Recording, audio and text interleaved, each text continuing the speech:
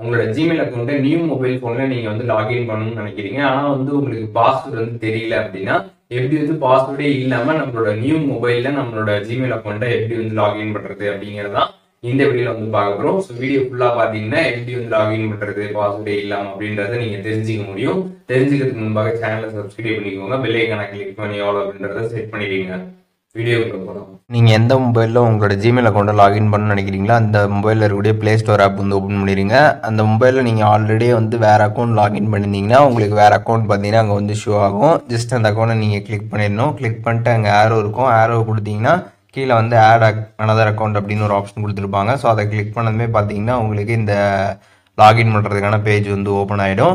இதுவே உங்ககிட்ட அந்த நியூ மொபைலில் வேறு எந்த ஜிமெயில் அக்கௌண்ட்டுமே இல்லை அப்படின்னா ப்ளே ஸ்டோர் ஓப்பன் பண்ணதுமே பார்த்தீங்கன்னா உங்களுக்கு சைன்இன் அப்படின்ற ஆப்ஷன் தான் வந்து கேட்கும். அந்த சைன்இன் நீங்கள் கிளிக் பண்ணதுமே டேரெக்டாக பார்த்தீங்கன்னா லாகின் பண்ணுறதுக்கான பேஜ் வந்து ஓப்பன் ஆகிடும்.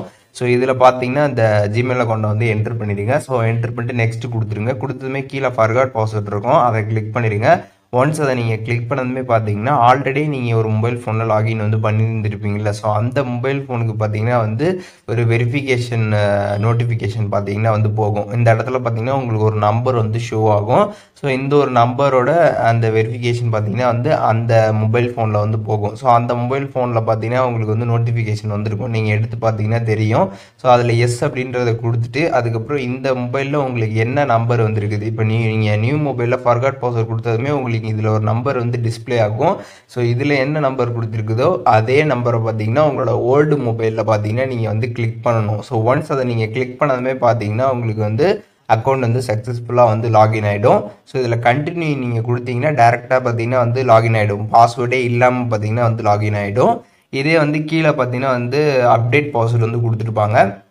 ஸோ அதை கிளிக் பண்ணிட்டு நீங்கள் பாஸ்வேர்ட் சேஞ்ச் பண்ணுறதா இருந்தாலுமே பாஸ்வேர்டை வந்து சேஞ்ச் பண்ணிக்கிட்டு கூட பார்த்தீங்கன்னா நீங்கள் டேரெக்டாக பார்த்தீங்கன்னா வந்து உங்களோட கூகுள் அக்கௌண்ட்டை இந்த மொபைலில் பார்த்தீங்கன்னா லாகின் பண்ண முடியும். ஸோ உங்களுக்கு எந்த மாதிரி தேவையோ அந்த மாதிரி நீங்கள் வந்து பண்ணிக்கோங்க. ஸோ பண்ணிட்டு லாஸ்ட்டு பார்த்தீங்கன்னா உங்களுக்கு வந்து ஐ அக்ரீன்னு கேட்டிருப்பாங்க. ஸோ அதை நீங்கள் கிளிக் பண்ணதுமே பார்த்தீங்கன்னா உங்களோட கூகுள் அக்கௌண்ட் பார்த்தீங்கன்னா சக்ஸஸ்ஃபுல்லாக பார்த்தீங்கன்னா உங்களோட நியூ மொபைலில் பார்த்தீங்கன்னா லாகின் ஆகிடும். பாஸ்வேர்டு இல்லாமல் பார்த்தீங்கன்னா இந்த மாதிரி வெரிஃபிகேஷன் மெத்தட் மூலியமாக நம்ம ஈஸியாக பார்த்தீங்கன்னா லாகின் பண்ணிக்கலாம்.